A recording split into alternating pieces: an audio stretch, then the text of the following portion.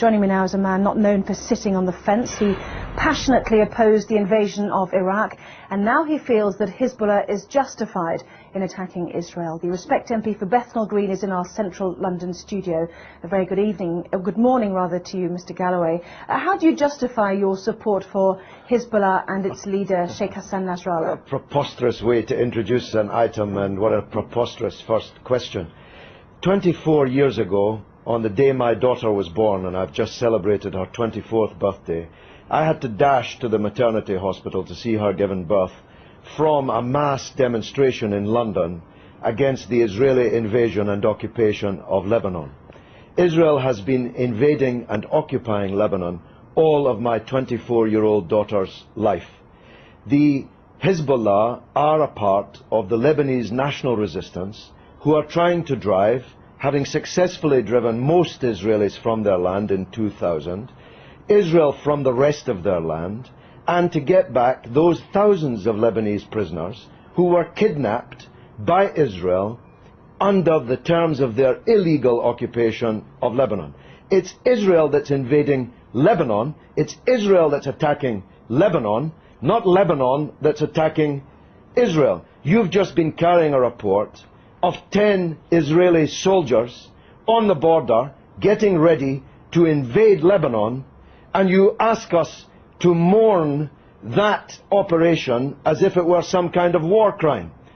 Israel is invading Lebanon and has killed 30 times more Lebanese civilians than have died in Israel. So it's you who should be justifying the evident bias which is written on every line on your face and is in every nuance of your voice and is loaded in every question that you ask.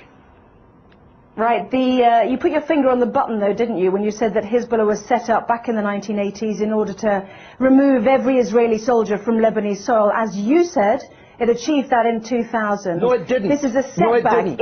It didn't. This is a key point that you're concealing from your viewers. Israel was forced out of most of the south of Lebanon in 2000.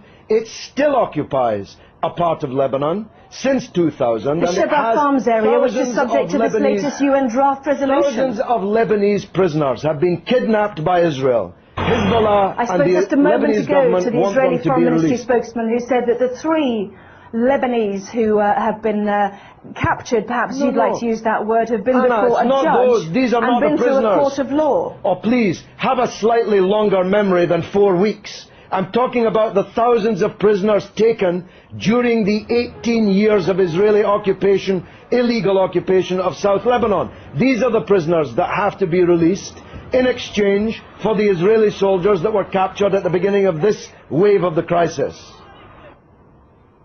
Can I ask you about a report that's in today's Sunday Telegraph, which showed that Iran has given Hezbollah long-range missiles capable of targeting any part of Israel. Iran, according to this Iranian MP who helped found Hezbollah, has also said that Iran has given the authorization to target Tel Aviv. Can you blame Israel for wanting to destroy those missiles? But this is preposterous. America has given Israel missiles that can target not just every city in Lebanon, but every city in the Arab and Muslim world, including Iran. Why should America be allowed to give long-range missiles to Israel, including hundreds of nuclear missiles, but Iran is not allowed to give missiles? Because it's given it to a terrorist organization. But they're not a terrorist organization. Only in the mind of Rupert Murdoch's Sky and the Times and the Sun and the News of the World. I'm going to stop you there, Mr. Galloway. Prescribed terrorist organizations. One man's terrorist is another man's freedom fighter. We know that perfectly well. In most people's eyes, they are deemed to be... they had a choice, didn't they? Let's understand this. They had a choice, like the IRA, to take on politics. Listen, Anna. I'm saying they had a choice to absorb the idea of politics. They've got 2 Hezbollah cabinet ministers. Anna, one man's terrorist is another man's freedom fighter. You are totally wrong in saying that in most people's eyes, Hezbollah are terrorists. In most people's eyes, Israel is a terrorist state. It's the fact that you cannot comprehend that fact that leads to the bias which runs through all of your reporting and every question that you've asked me in this interview. Can I ask you one question? I was relating to the IRA and Sinn Féin. They have decided to embrace politics. Hezbollah had the chance to embrace politics. They've already got two cabinet ministers. They're well respected in the south. In politics. They are. That's what I'm saying. People of the south if you of listen to Lebanon. me, I'm saying they've got two cabinet ministers already. They had a chance to do that. Why did they need to capture and kill Israeli soldiers on the border? Surely that sets back their ambitions to be a political force inside a democratic Lebanon. Look, because Israel occupies their country and holds thousands of their compatriots as kidnapped hostages in their dungeons. It's really very simple, except if you think only in a clock that goes back 4 weeks. If you know, and you're old enough to know better, that the origins of this conflict are not 4 weeks or 4 years or 14 years, but are decades old. You want people to think that the crisis started when the clock started ticking on Sky News. No, I don't the people in Lebanon know differently. I want to ask you one final question. Do you think that the 4 weeks that we've seen, as you mentioned, the 26 days of this crisis, has set back Hezbollah's ambitions? Not only are Israeli soldiers now over the border... Let me finish. Would you mind letting me finish, please? Not only are Israeli soldiers over the border in sizable numbers, but also there claims to be a good political organisation to help a democratic Lebanese government with the Syrians who've also now left an independent state.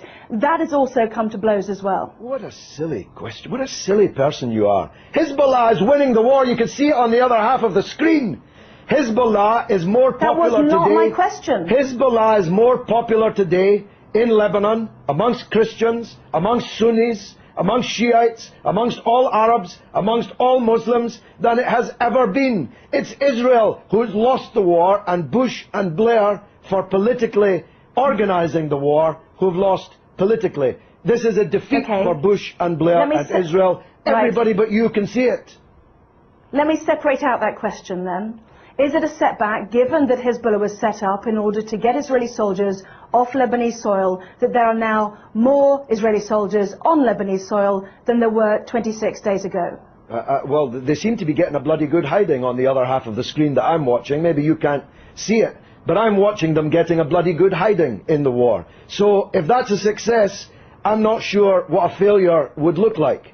The reality is that this conflict will go on. The United Nations resolution solves nothing, gives Lebanon nothing, gives the prisoners in Israeli dungeons nothing, and as Anne Clewid, my erstwhile colleague, was just saying, Israel has just kidnapped even more Palestinian politicians, cabinet ministers, members of parliament, and thousands of others held in Israeli dungeons, and this war will continue until the overall settlement is reached. That settlement must mean Israeli withdrawal from all occupied territory that it currently holds since the war in 1967, the release of all political prisoners, and a state for the Palestinians with East Jerusalem as its capital. No justice, no peace. You're not going out of business as a newscaster in Jerusalem anytime soon, believe me.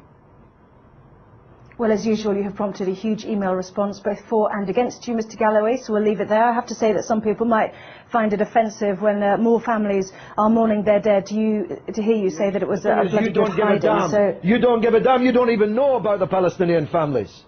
You don't even know that they exist.